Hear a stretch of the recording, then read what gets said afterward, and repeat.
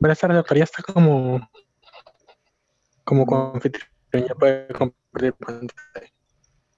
Perfecto, excelente. Listo. Bueno, quiero saludarlos, desearles a todos que se encuentren bien de salud, que por estos tiempos es lo más valioso y preciado y en realidad siempre que hemos tenido y que ahora más que nunca se valora. Mis siguientes palabras son para presentar a la doctora Kelma Malpartida. Ella es docente de la Universidad San Martín de Porras y la doctora va a tener el día de hoy a bien desarrollar la clase correspondiente a la sesión del día de hoy, que son los mecanismos de hipersensibilidad del tipo 1 hasta el tipo 4 inclusive. La doctora ha tomado en cuenta un poco las preguntas que nos han hecho llegar ustedes en base a las encuestas y en base a ello va a tratar de enfocar un poco, hacer énfasis en relación a eso de la clase que ella ya colgó cuando iniciamos este nuevo ciclo no presencial.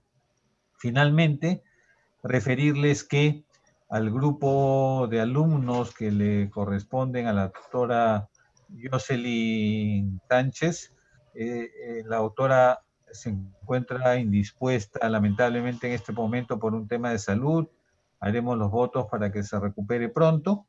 Lamentablemente es probable que el día de hoy no vaya a poder acompañarlos en la sesión de prácticas y estaremos reprogramando la clase con sus alumnos en los próximos días. ¿Ok? Bueno, entonces, sin más preámbulo, dejo a la doctora Kelma Malpartida para que les haga la presentación. Doctora, ya puede compartir su pantalla y presentar a los alumnos la clase el día de hoy. Muchas gracias, como siempre.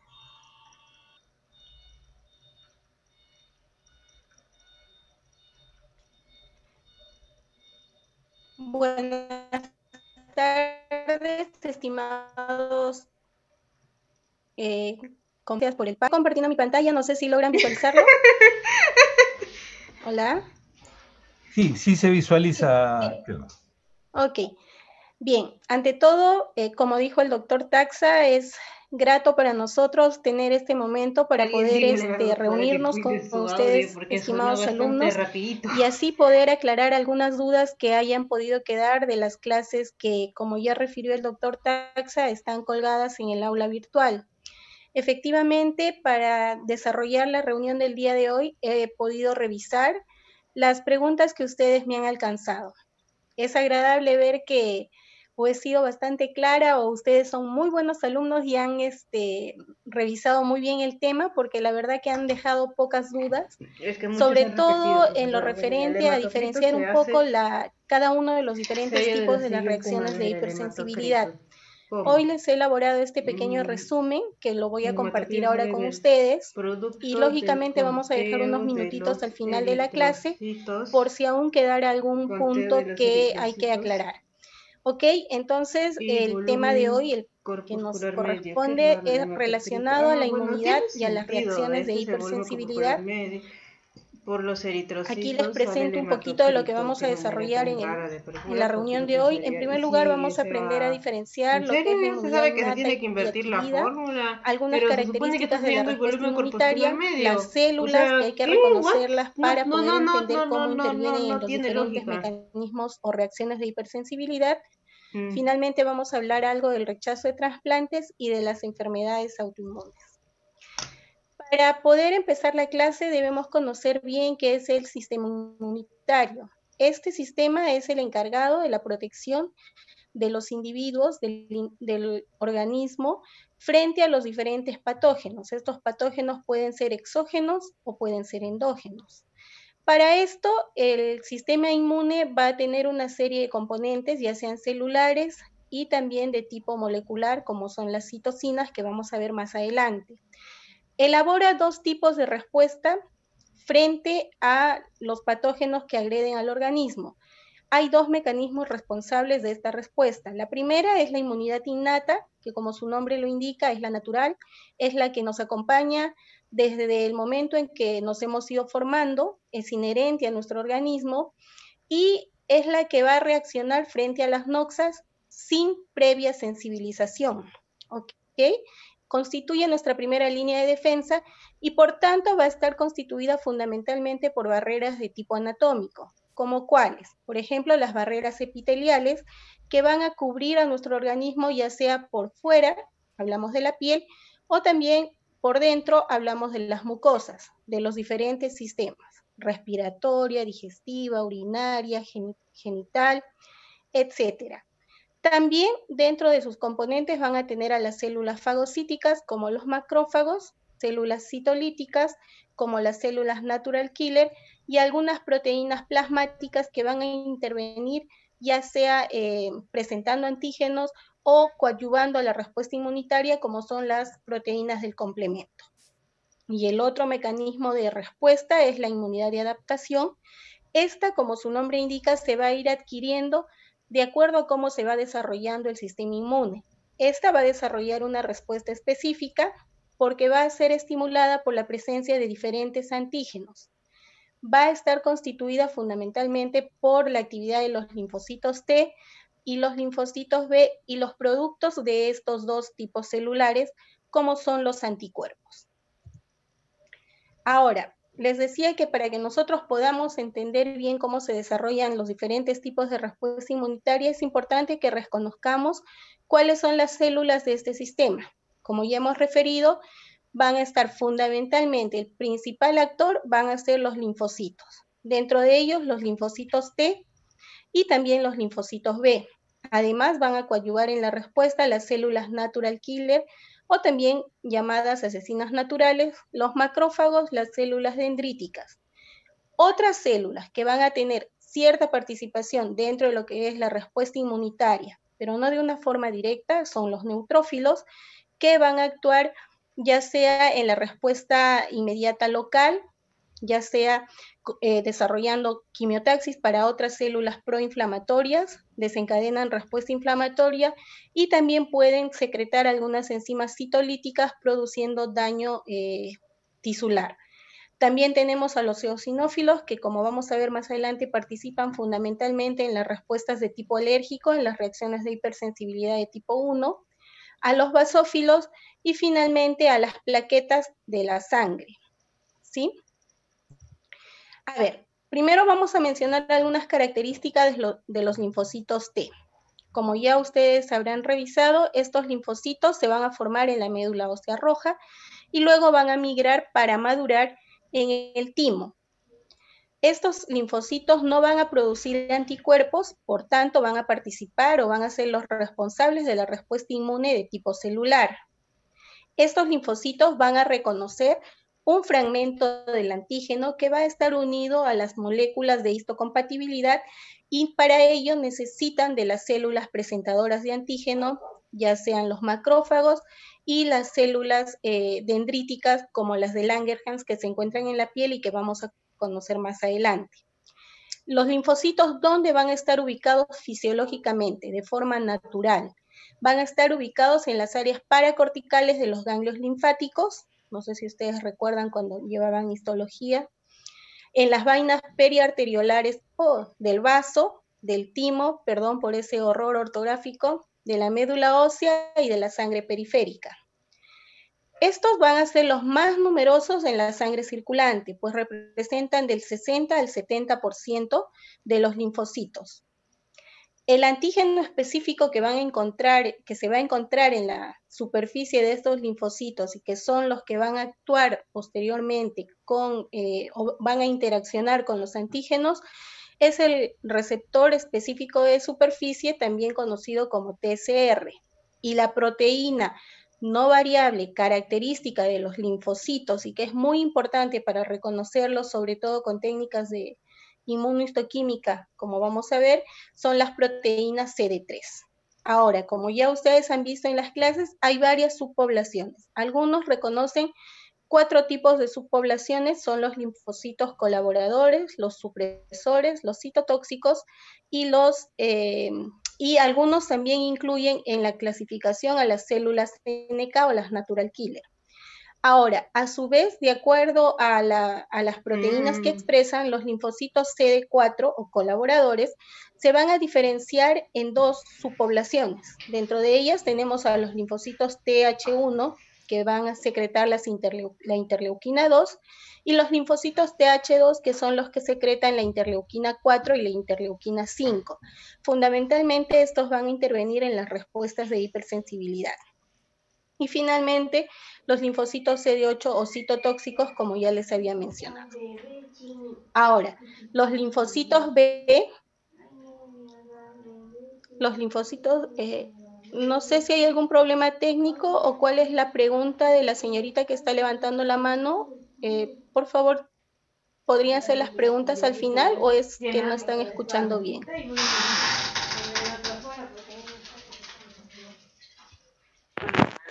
Sí, lo escucho bien, doctora. Ah, ya, ok. Entonces, los linfocitos B son los que van a encargarse de la respuesta a inmunidad tumoral. Estos también se van a formar en la médula ósea y, a diferencia de los T, van a madurar también dentro de la médula ósea. Se van a ubicar fundamentalmente en la corteza superficial de los ganglios linfáticos, en los centros germinales y en la zona del manto de los mismos ganglios linfáticos. También los vamos a poder encontrar en lo que son la pulpa blanca esplénica, y también van a estar formando agregados linfoides dentro de las mucosas, ya sea intestinal y respiratoria, formando parte del sistema MALT. También obviamente van a estar en la médula ósea y en la sangre periférica. Estos linfocitos van a presentar anticuerpos o receptores en la membrana plasmática que van a reaccionar con algunos antígenos específicos de los microorganismos. En su superficie además vamos a encontrar otras moléculas que van a actuar como receptores, ya sean del complemento, receptores FC, entre otros. Cuando se activan estos linfocitos, se van a transformar en células plasmáticas, que van a ser las que van a producir los diferentes anticuerpos libres específicos, como las inmunoglobulinas, que son de 5 tipos: la inmunoglobulina A, la G, la M, la A, la G, la M, la E. Ahora, los macrófagos forman parte del sistema fagocítico mononuclear. También son parte de las células presentadoras de antígenos que se van a encargar de la activación de los linfocitos T. Estos macrófagos van a secretar a su vez algunas moléculas, como se ven ahí en la imagen y que les he escrito en la clase que ustedes tienen, porque son varias, que se van a encargar de amplificar la respuesta inmune específica. A su vez, estos macrófagos van a intervenir en diferentes etapas de la respuesta inmune. Primero van a ayudar a controlar la inflamación y en etapas subsecuentes van a contribuir a lo que es la reparación y la restauración del tejido que se ha dañado. Las células dendríticas van a ser fundamentalmente de 3 tipos. Las dendríticas mieloides, que se encuentran en la médula ósea, las dendríticas plasmocitoides o interdigitales o DC2, que se encuentran en distintos órganos, y las células de Langerhans, que se ubican fundamentalmente en la piel. Obviamente cada subtipo va a tener un origen distinto, van a tener marcadores de superficie y funciones diferentes. La única función común que tienen es la de ser presentadoras de antígenos. ¿Sí? Van a ayudar a regular la respuesta inmune y van a controlar algunos fenómenos relacionados con la tolerancia inmunológica, que es importante para el desarrollo de las enfermedades autoinmunes. Ahora, las células NK se dice que son una tercera población de linfocitos. Sin embargo, estas no van a mostrar ningún receptor celular característico de los linfocitos. ¿Se acuerdan que les decía que era bien importante que se acuerden de las proteínas no variables que se expresaban en los linfocitos T, que son las proteínas CD3? Pues en las células natural killer no van a expresar este tipo de proteínas, pero van a formar parte del sistema inmuninnato, no requieren sensibilización previa para reaccionar ante los antígenos que están agrediendo al organismo y tratar de destruir a los mismos. También pueden encargarse de la destrucción de las células tumorales, de células infectadas por virus y algunas células del organismo sin sensibilización previa, como veremos más adelante cuando hablemos de enfermedades autoinmunes. Ahora, el receptor de superficie CD16 es el más importante dentro de los receptores de las células NK. Estos van a interactuar con la fracción FC de la inmunoglobulina G y van a dar la capacidad de lisar a las células diana, que van a estar revestidas o van a estar marcadas por esta inmunoglobulina. También van a secretar algunas citocinas como el interferón gamma y el factor estimulante de las colonias macrófago granulocito. Ahora, ¿qué son las citocinas? Les decía que el sistema inmune no solo tiene un componente celular que va a estar constituido fundamentalmente por estos 4 tipos de células que acabamos de describir, los linfocitos T, los B, los macrófagos y las células natural killer, coadyuvados con las células presentadores de antígeno. También van a tener sustancias como las citocinas, que van a ser moléculas solubles que van a estar encargadas de la transmisión de las señales y que van a ser secretadas por diversas células, ya sean las células del sistema inmune como también otras células de nuestro organismo. Estas citocinas van a tener diferentes tipos de acción. Si actúan sobre las mismas células que las produjeron, van a tener un efecto autocrino. Pero si empiezan a actuar sobre las células vecinas o adyacentes a las células que las produjeron, entonces estamos hablando de un efecto paracrino. Y finalmente, estas citocinas pueden ingresar al torrente sanguíneo y ser transportadas a otros lugares distantes al lugar de su producción. En este caso vamos a estar hablando de un efecto endocrino. Las más conocidas dentro de las citocinas son los interferones, pero también tenemos las interleucinas, el factor de necrosis tumoral, las quimiosinas, que van a ser atrayentes químicos para otras células mediadoras de la inmunidad o de la inflamación, y algunos factores estimuladores de colonia, como por ejemplo las que se encargan del crecimiento de las células hematopoyéticas. Ahora, ¿qué son los antígenos de histocompatibilidad? Estos se van a ligar a las proteínas extrañas que han procesado las células inmunitarias. Por ejemplo, partículas de un virus que durante una infección celular van a ser fagocitadas por o van a ser incluidas dentro de la célula y van a participar en la presentación sobre su superficie celular a los linfocitos T. Como vamos a ver más adelante, por ejemplo, en algunas reacciones de hipersensibilidad son muy importantes estos antígenos de histocompatibilidad. Los antígenos de histocompatibilidad van a ser de 2 tipos. Los de clase 1 se van a expresar en todas las células nucleadas de nuestro organismo y van a tener 3 subtipos, A, B y C. Y los antígenos de clase 2 van a estar limitadas a las células presentadoras de antígeno como los macrófagos y las células dendríticas. Ahora, ¿qué es una reacción de hipersensibilidad? No es más que una respuesta inmune de tipo exagerado. Es una reacción desproporcionada para el antígeno que lo está produciendo y que a su vez va a ser capaz de desencadenar un daño celular o tisular. Dentro de las reacciones de hipersensibilidad, como ustedes ya han revisado, tenemos 4 tipos: 1, 2, 3 y 4, fácil de recordar. En primer lugar, la reacción de hipersensibilidad de tipo 1 es la más precoz en desarrollarse. Se dice que tarda en desarrollarse en algunos casos incluso escasos minutos y se da pues tras la combinación de un antígeno con un anticuerpo que va a estar ligado a los mastocitos. Y tiene un requisito importante, que es que el individuo debe haber sido sensibilizado previamente para el antígeno que está desencadenando este tipo de reacción de hipersensibilidad. Ahora, se va a desarrollar mediante la producción de inmunoglobulina E, que va a producirse como consecuencia del primer estímulo antigénico, es decir, de la primera exposición que tuvo el individuo al antígeno que está desarrollando la respuesta inmunológica. Para esto, el antígeno tiene que estar unido a receptores de membrana presentes en los mastocitos y basófilos.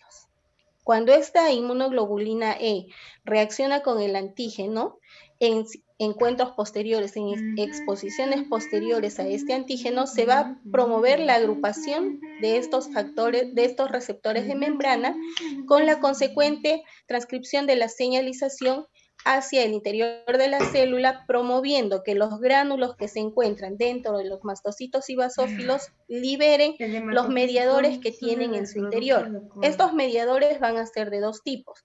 Pueden ser ya de tipo preformado o mediadores tempranos, como tienen ahí en el cuadrito, que son los mediadores como la histamina, el factor de necrosis tumoral alfa y algunas proteasas, o puede ser que la producción de estos mediadores sea de nuevo con su posterior liberación, como por ejemplo las quimoquinas, el factor activador de plaquetas, las citoquinas como la interleuquina 4 y algunos leucotrienes. Estas reacciones de hipersensibilidad de tipo 1 pueden ser de tipo localizado o de tipo sistémico. Va a depender mucho del antígeno que está desencadenando la respuesta y de la sensibilización que tenga el individuo. ¿Cómo se desarrolla esta reacción de hipersensibilidad?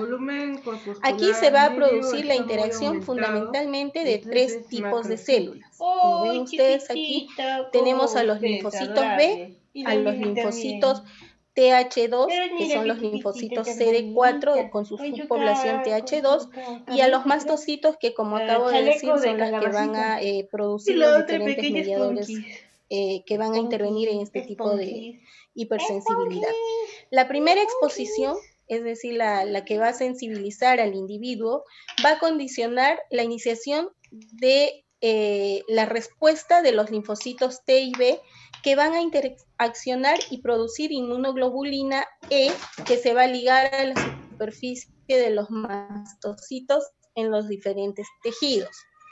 En exposiciones subsecuentes, ¿qué es lo que va a pasar? Se va a favorecer, como les decía, la agrupación de estos receptores, formando enlaces cruzados de inmunoglobulina E en la superficie de los mastocitos, con la consecuente liberación de los mediadores que se encuentran en los gránulos de estas células. Ya les dije, ¿y qué va a pasar? Se van a liberar mediadores que van a estar ya formados, como la histamina, ¿sí? Que va a ser la encargada de producir todo el cortejo sintomatológico que vamos a ver a continuación.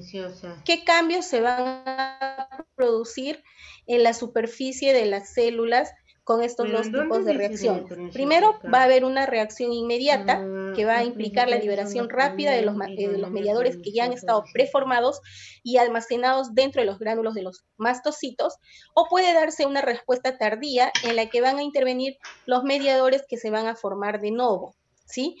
Cuya liberación va a ser después de, va a tomar un tiempo y tiene que formarse estos mediadores, pueden ser horas después del comienzo de la reacción inmunitaria. ¿Qué síntomas nos van a producir las reacciones de hipersensibilidad de tipo 1? Diana, si por ejemplo la presentación de los antígenos es sistémico, el ejemplo de estos más estudiado es el que se produce post la inyección de los antibióticos. Puede ser por otros fármacos, en algunos casos hormonas, o también en algunos casos antisueros.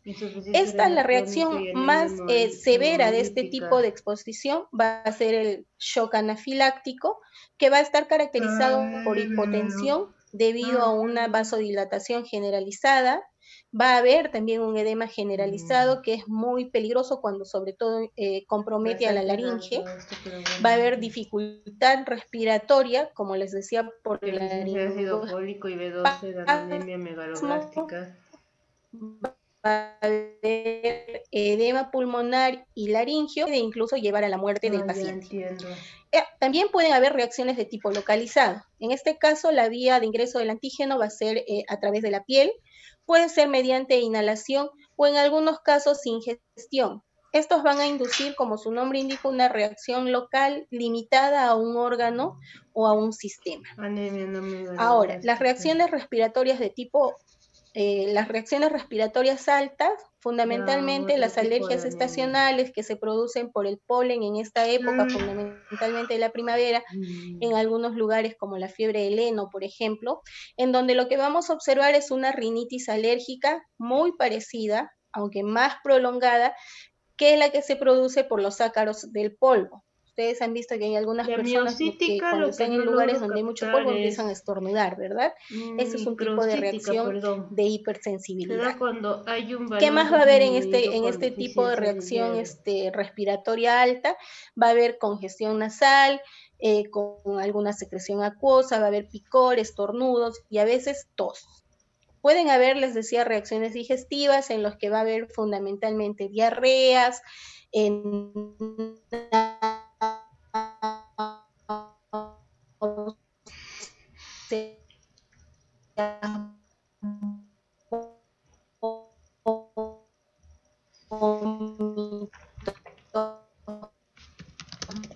mala absorción, que puede llegar a casos.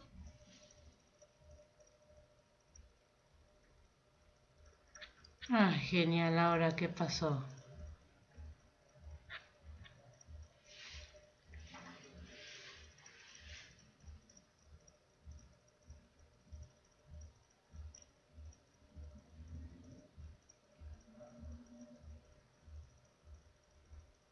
La lectura que acompaña la teoría justamente relacionada a la dermatitis atópica. Ahora vamos al siguiente tipo de hipersensibilidad, que es la de tipo 2. En este caso, el antígeno va a estar presente en la superficie de las células diana.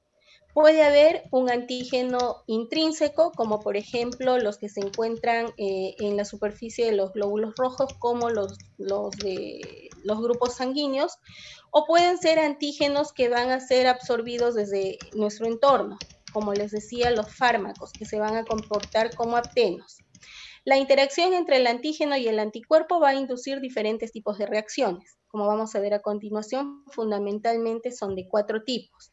Ahí está. Va a haber una lisis por complemento, es decir, el antígeno se va a unir a la membrana o va a formar parte de la membrana celular, originando una respuesta de tipo humoral mediada por inmunoglobulina G e inmunoglobulina M, las cuales van a activar la vía clásica del complemento.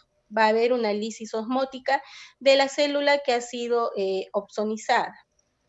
Luego el siguiente mecanismo es la opsonización por anticuerpos o complemento, en el cual va a haber la unión de las inmunoglobulinas con el fragmento C3b de la membrana celular. Va a promoverse la fagocitosis de estas células por los macrófagos esplénicos, los macrófagos de los ganglios linfáticos y del hígado. También puede producirse una inflamación en las membranas basales, en la cual el antígeno se va a unir o se va a incorporar hasta formar parte de las membranas basales de las células. Así se va a activar la vía clásica del complemento por las inmunoglobulinas. Esto va a producir una inflamación exudativa fundamentalmente por acción de las anafilotoxinas, que son del tipo C3A y C5A, las cuales van a inducir la degranulación de las células cebadas y de los basófilos, que como ya hemos dicho, van a liberar mediadores químicos de la inflamación, como ya hemos mencionado, la histamina, leucotrienos, prostaglandinas, que van a ser responsables de todo el cortejo sintomático de este tipo de reacción de hipersensibilidad. Y finalmente puede haber una estimulación o una interferencia con los receptores. Esto se va a producir en algunas enfermedades autoinmunes, en las cuales se van a producir anticuerpos antirreceptores de membrana, como lo vamos a ver más adelante. Ahora, ¿qué enfermedades pueden estar causadas por este tipo de reacción? Encabeza la lista, o es el ejemplo más clásico, la reacción transfusional, cuando se produce la transfusión de sangre de un tipo no compatible entre donante y el receptor. ¿Qué es lo que va a pasar? Por ejemplo, si se transfunde sangre de un donante de grupo A uno de grupo B, se va a producir una reacción hemolítica masiva que va a estar mediada por anticuerpos frente al antígeno natural del receptor. También puede haber otro tipo de enfermedad, es la enfermedad hemolítica del recién nacido, que se conoce como eritroblastosis fetal, en el cual el paso de anticuerpos se va a dar a través de la placenta. va a estar mediado por inmunoglobulina G materna frente a los hematíes del feto. Para esto, la mamá debe haber sido sensibilizada con un embarazo previo en el cual el feto haya sido con un factor RH positivo. También está la anemia hemolítica autoinmunitaria, en el cual la producción de anticuerpos frente a los hematíes propios del organismo van a producir hemólisis. Es de etiología desconocida. El pénfigo vulgar, que es una enfermedad cutánea en la cual se van a desarrollar ampollas y que se va a producir porque los anticuerpos van a actuar frente a van a atacar a las proteínas de las uniones intercelulares, a los desmosomas de los queratinocitos de la epidermis. Luego tenemos el síndrome de Gould-Pasteur, que es la enfermedad pulmonar y renal en la que los anticuerpos van a reaccionar con el colágeno de tipo 4, que es el constituyente más importante de las membranas basales de los vasos glomerulares y pulmonares. Ahora, la reacción de hipersensibilidad de tipo 3. En este tipo de reacción lo que se va a producir fundamentalmente es la formación de complejos inmunes antígeno-anticuerpo, los cuales van a circular en los vasos sanguíneos y se van a depositar en la pared de los vasos más pequeños, fundamentalmente en donde se producen ultrafiltración, como es el caso de los glomérulos renales, las membranas sinoviales articulares. Aquí va a haber activación del complemento por la vía clásica. Estos inmunocomplejos formados van a producir lesión tisular con la consecuente inflamación local en los sitios donde se ha producido su depósito. Ya les dije, en los glomérulos renales, en las membranas sinoviales articulares. Aquí va a haber formación de los fragmentos C3A y C5A, que van a tener actividad de inducir la degranulación nuevamente de las células cebadas y de los basófilos. Ya ustedes se acuerdan que cuando hay degranulación de estas células, lo que se va a producir es liberación de los mediadores que están contenidos en ellas. ¿Quiénes? La histamina, los leucotrienos, las prostaglandinas, que van a ser los responsables de desencadenar toda la sintomatología, todos los fenómenos a nivel vascular y tisular que van a ser traducidos en los síntomas de las reacciones inmunológicas. Los antígenos capaces de estimular esta reacción de hipersensibilidad pueden ser de dos tipos: exógenos, como cualquier antígeno microbiano, ya sea aquí, por ejemplo, les menciono los antígenos estreptocóccicos de los virus de las hepatitis, algunas drogas como la heroína, o pueden ser de tipo endógeno, fundamentalmente las inmunoglobulinas y los antígenos de tipo nuclear, como vamos a ver en la fisiopatología del lupus. ¿Qué enfermedades van a estar causadas por este tipo de reacción? Como les decía, el lupus eritematoso sistémico, en el cual se van a formar inmunocomplejos circulantes, que es la característica de este tipo de reacción, y que se va a depositar en la microvasculatura de distintos órganos. Ya es una enfermedad de tipo sistémica porque va a afectar varios órganos y sistemas del cuerpo, como la piel, las articulaciones, fundamentalmente los riñones. También puede afectar el corazón. ¿Qué tiene que ver la anemia perniciosa? Las células sanguíneas circulantes pueden ser afectadas y van a producir anemia, leucopenia y en algunos casos trombocitopenia. Otra enfermedad es la poliarteritis nodosa, en la cual se va a afectar típicamente las arterias de mediano calibre y algunos órganos como la piel, el ojo y los nervios periféricos. La glomerulonefritis aguda postestreptocócica, que se va a desarrollar secundaria a una infección faríngea por el estreptococo beta hemolítico. Luego tenemos la nefropatía membranosa, que en algunas formas de esta glomerulopatía, el mecanismo que se va a producir es el desarrollo de los complejos antígeno-anticuerpo que se van a depositar fundamentalmente en las membranas basales glomerulares.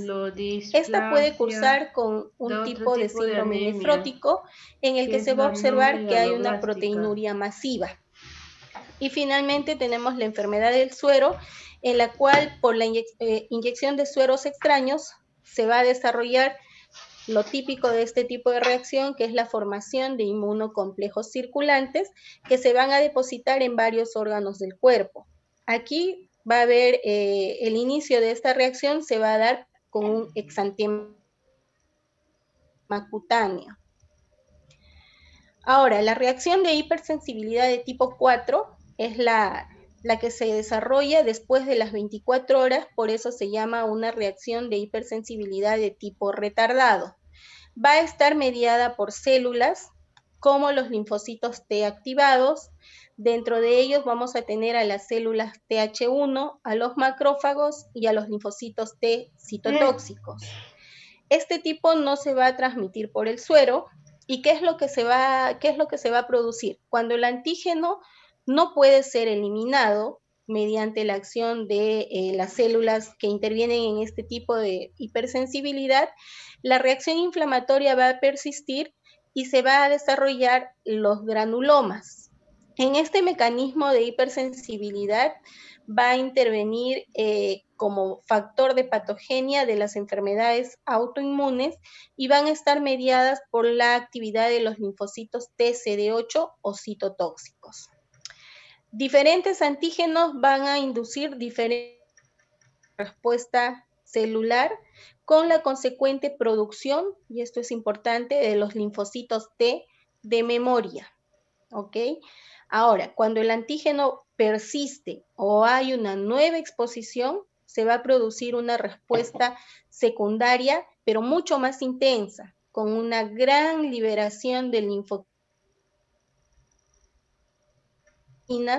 que van a atraer, como los macrófagos, los cuales van a producir daño tisular a nivel local.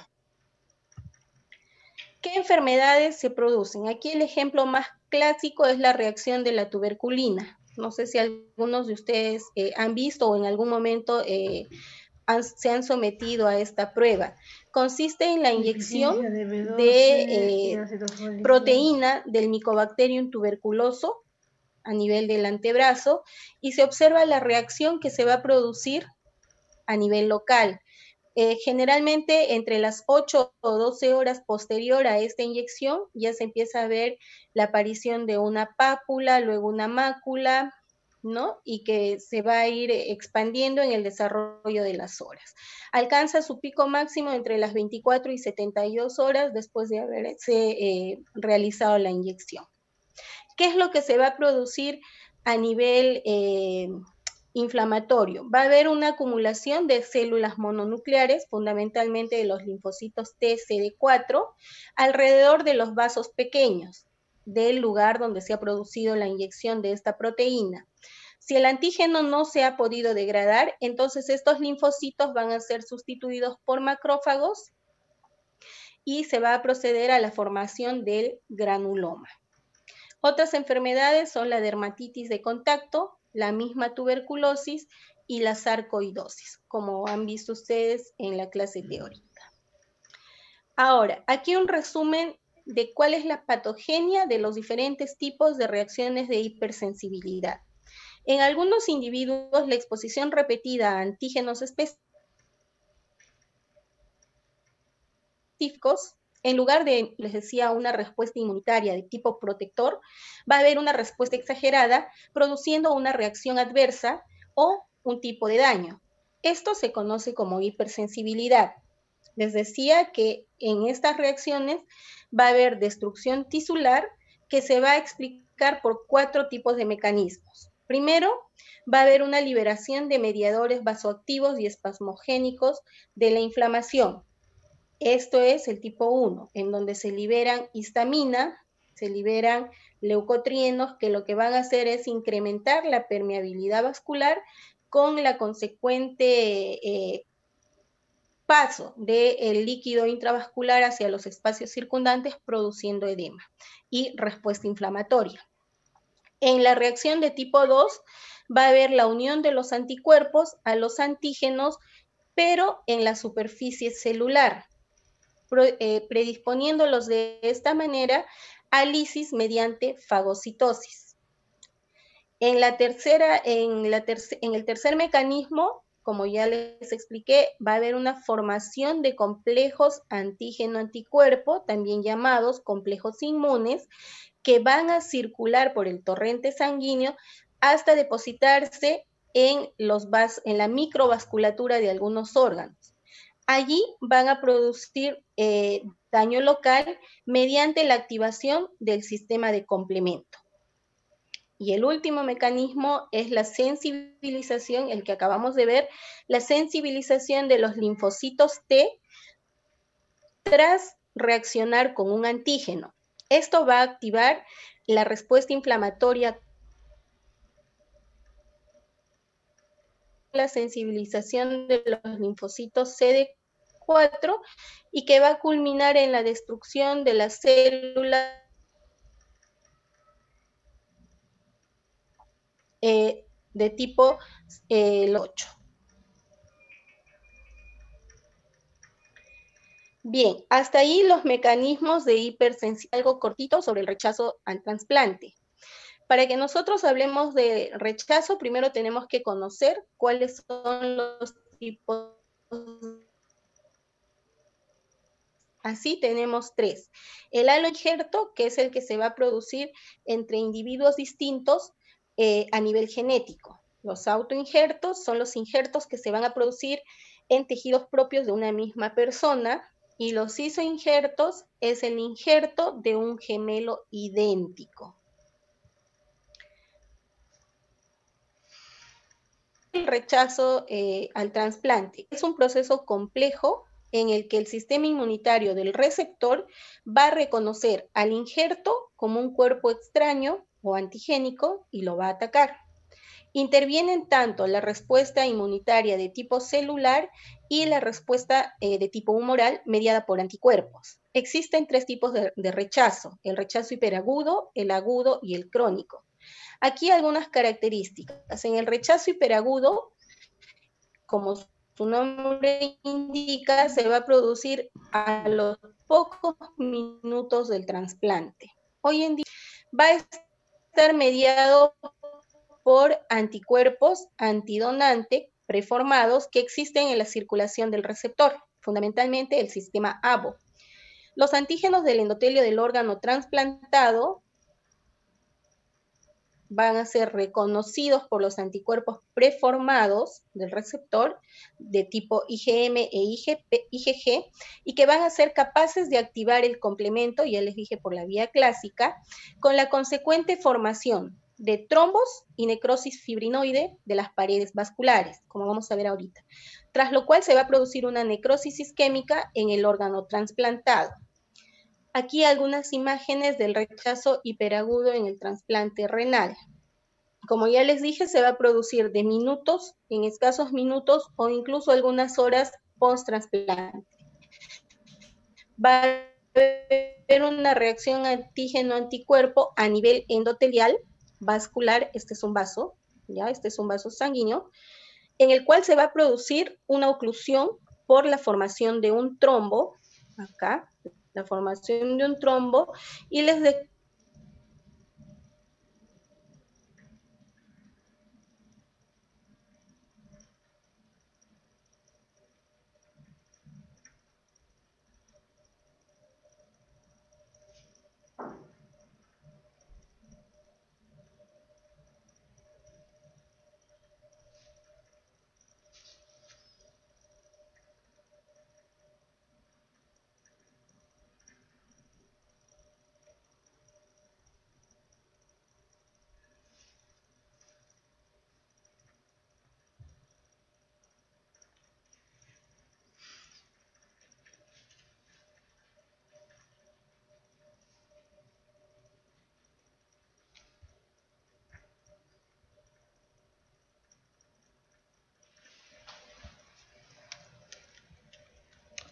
Estimados estudiantes, esperen un momento, parece que su docente tenía un problema con el audio. Esperen, por favor. Sí, a ver, un momentito, por favor.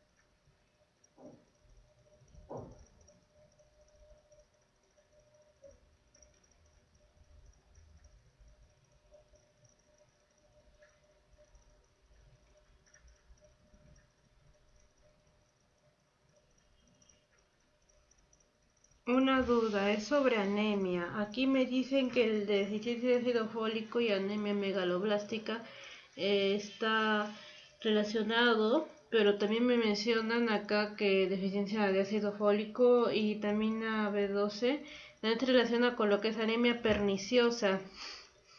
Eso es verdad, porque aquí estoy viendo de la no he podido sacar la impresión todavía del tema anemia, si es que lo he subido ya, porque bueno, estoy ahorita ocupada en la reunión de teoría y la impresora está en el cuarto de mi mamá.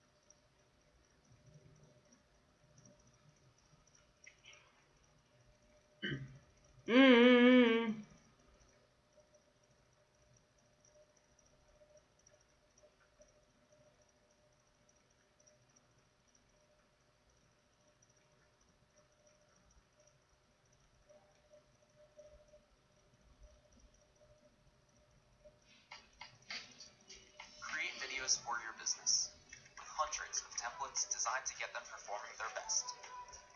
With Vimeo.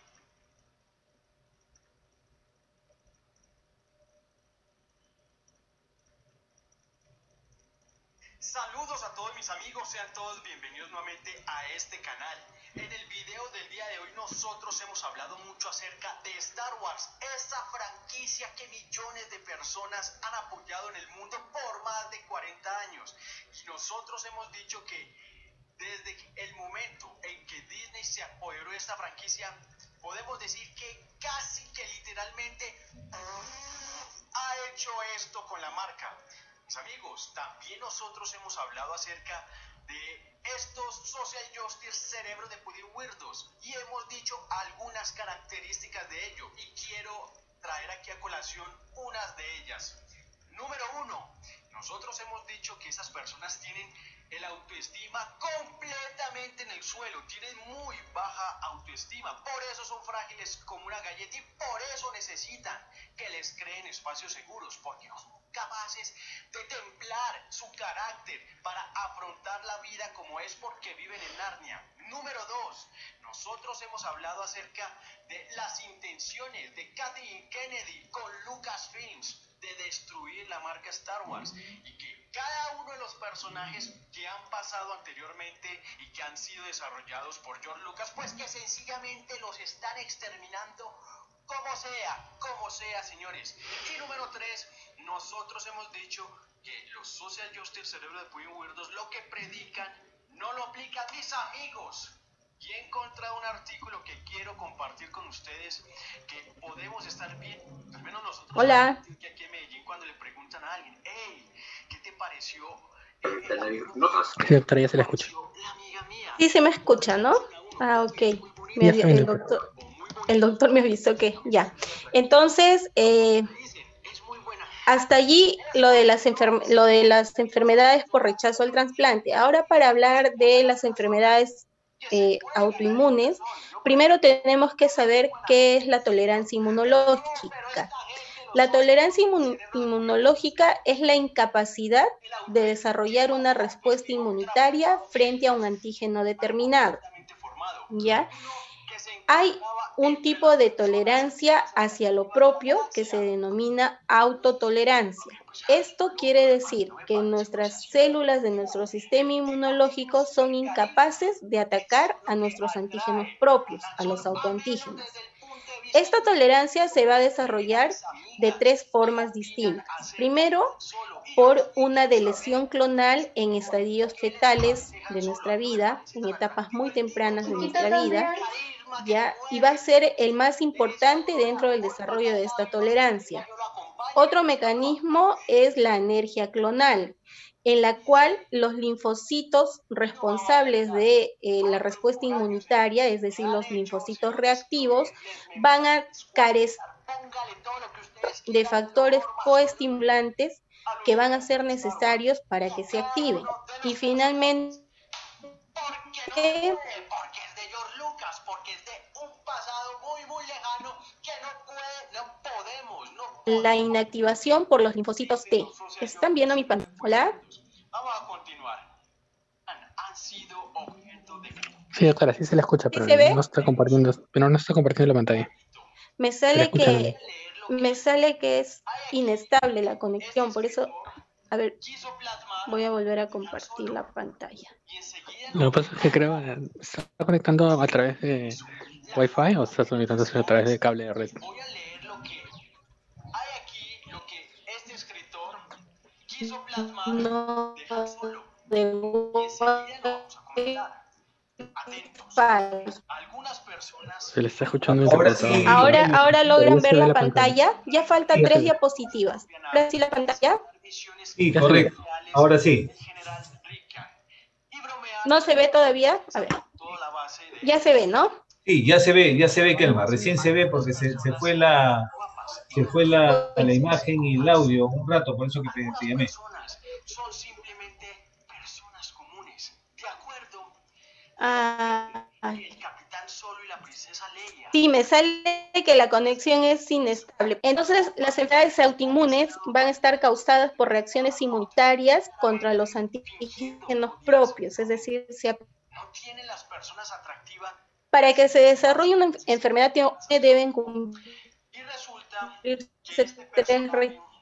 este personaje que nosotros estamos aquí mirando de creación de un tal Civili, pues le ofende mucho el carácter que tiene Han Solo, el carisma que tiene Han Solo. Y nosotros lo pudimos ver aquí en este pequeño extracto, en donde es una persona, es un personaje que no tiene recursos, porque le arde también que Han Solo tenga el halcón milenario, que pueda hacer misiones súper importantes, pero específico contra un órgano cuando es un engendro del demonio. Doctora, se le escucha entrecortado de nuevo. No puede aspirar a esas grandes proezas que ha hecho Han Solo.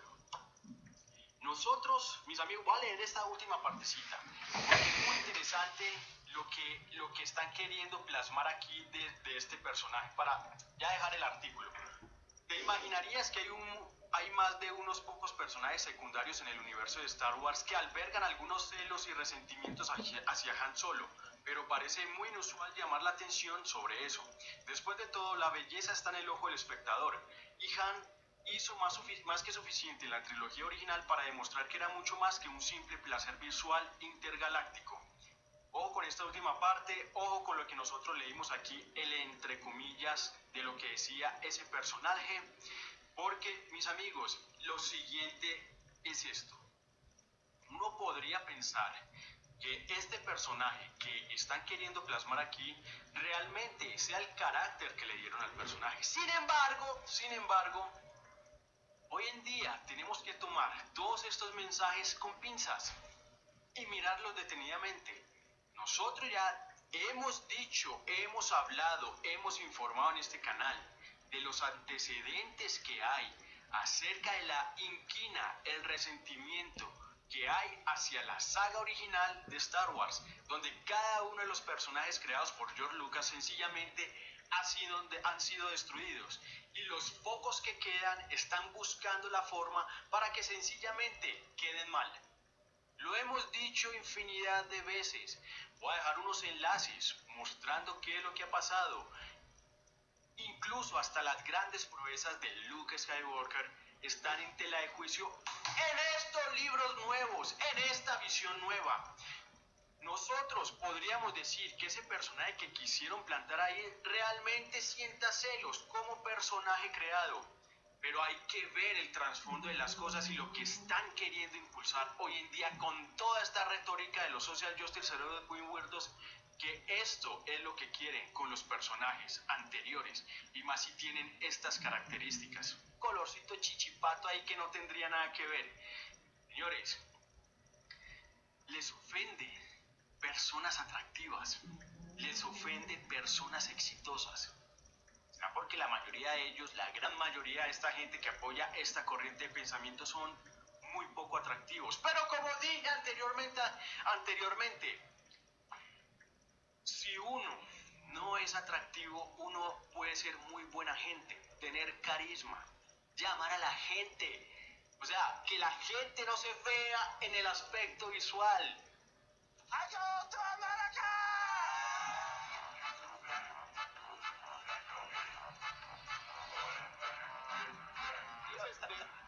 ¿No existió?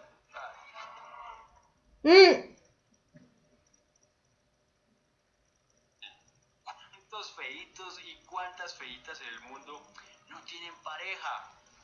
Pero es porque el corazón de esta gente es muy bonito. Nosotros vemos los social justice cerebros de Pudding Weirdos y ¿qué es lo que vemos? Personas que son muy poco atractivas, personas que fuera de que sean poco atractivas no se cuidan, no se quieren ver bien, y personas que tienen el corazón más negro que la noche más oscura, porque lo único que expelen es una energía de rencor, de odio, de codicia, de envidia. Y nosotros por eso, este personaje, al menos desde mi opinión, no lo podemos ver en el contexto de una historia, sino que lo tenemos que sacar de ahí y ver qué es lo que han hecho Disney con cada uno de los personajes, porque siguen clavándolos, siguen haciéndolos ver. Jóvenes, buenas tardes. Bueno, está bastante inestable la internet de la doctora. Ahorita va a salir y va a volver a ingresar. Ojalá que con eso ya podamos nuevamente ya concluir la clase. Les pido por favor que tengamos un poquito de paciencia. Lamentablemente ahora las comunicaciones están así, la internet está demasiado inestable en muchos sitios. Gracias por su comprensión. La gente apoyó durante tantas y tantas décadas.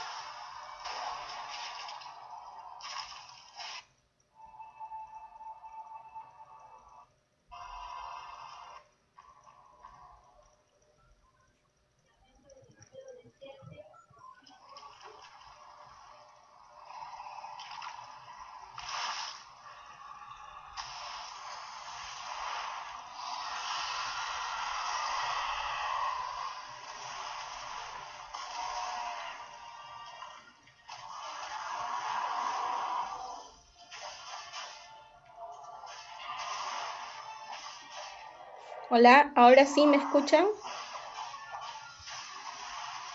Sí, doctora, se le escucha. Ah, ya, ahora sí, espero sí, que haya ahora mejorado. sí, nuevamente. Ahora sí. Bueno, entonces ya para terminar, les decía que algunos de los criterios renales de la enfermedad por lupus eritematoso sistémico, vamos a tener 5 tipos de patrones que vamos a observar en la biopsia renal. En la clase 1 vamos a tener una biopsia normal, que es muy infrecuente en los pacientes con lupus eritematoso sistémico. En la clase 2, también conocida como glomerulonefritis lúpica de tipo mesangial.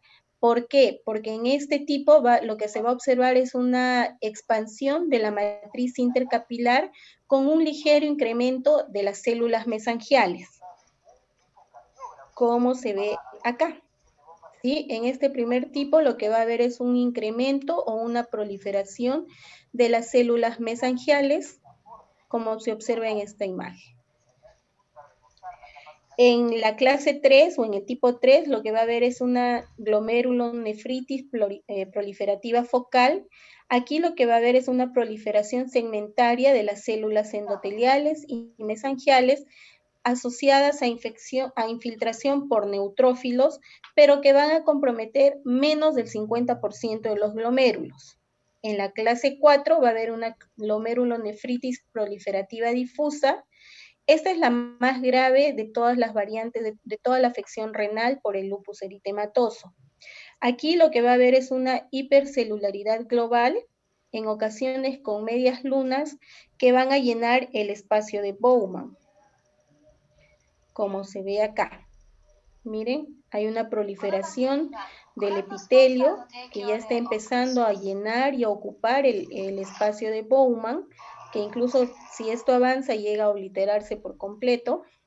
También en este tipo 4 vamos a observar algunas alteraciones típicas de esta patología, como es la formación de asas de alambre, que no es más que el depósito de los inmunocomplejos en las paredes de los capilares glomerulares del riñón, como se ve acá en la imagen. ¿Sí? Las asas de alambre. Anemia, que es la fuerte megaloblástica. Luego, en la clase 5 lo que vamos a tener es una glomerulonefritis membranosa, en la cual se va a observar el engrosamiento de las paredes capilares con depósito de material granular subepitelial que va a deberse a los inmunocomplejos. Y acá está. Entonces, repasamos qué son las características. Va a haber un incremento de las células mesangiales, hipercelularidad mesangial. Va a haber crecientes epiteliales que van a invadir el espacio de Bowman. Vamos a tener el depósito de los inmunocomplejos en las paredes de los capilares, formando las asas de alambre. También se puede observar la formación de trombos hialinos en la luz de los capilares glomerulares del riñón. Y también el intersticio se va a ver afectado.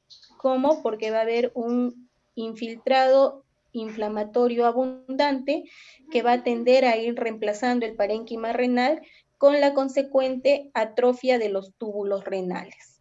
En estadios más avanzados se puede desarrollar fibrosis periglomerular, fibrosis intersticial y fibrosis peritubular. El estadio más avanzado del lupus eritematoso es este, en el que ya hay una esclerosis de los glomérulos renales. Aquí un glomérulo que todavía tiene algunas características de normalidad y a su lado uno que ya está totalmente esclerosado. Aquí las fuentes bibliográficas que ustedes pueden revisar también están en las clases teóricas para que ustedes puedan usarlos como fuentes de consulta. Y finalmente acá una imagen en caricatura de cómo se comporta nuestro sistema de defensa frente a los microorganismos o a los antígenos que nos atacan. Gracias por su atención y quedo en espera para absolver algunas dudas que ustedes puedan tener. Muchas gracias, Kelma. Realmente esta clase es una clase muy importante, muy compleja.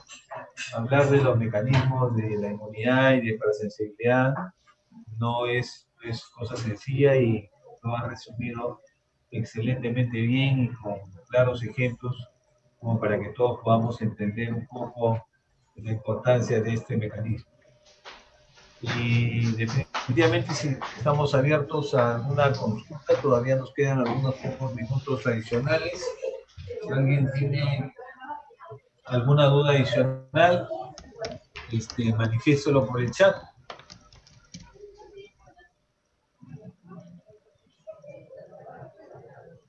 Sí, claro. Si es que estas diapositivas no están en la teoría que ha dictado la doctora, si no son cosas complementarias, le vamos a pedir que por favor nos lo facilite para poderlo subir también.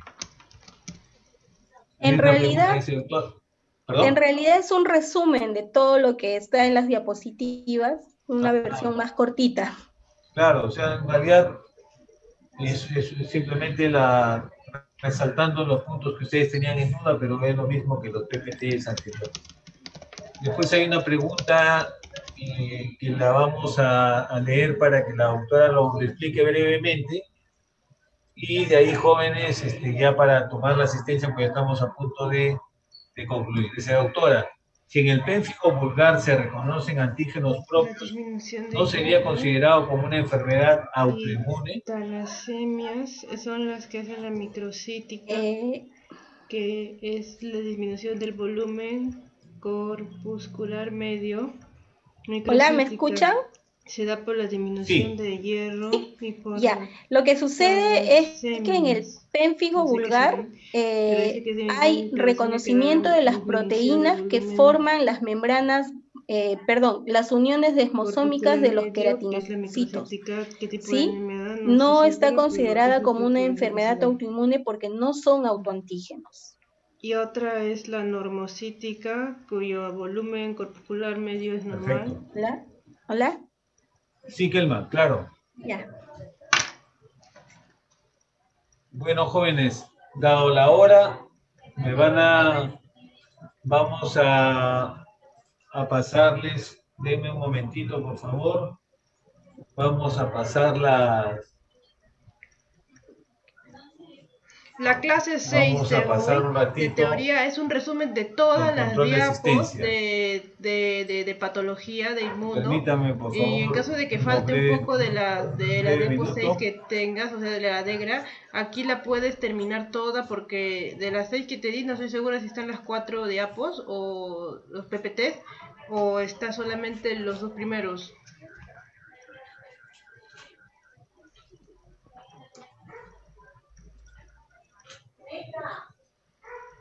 Es la 9659, no salió. Acá está la 9659.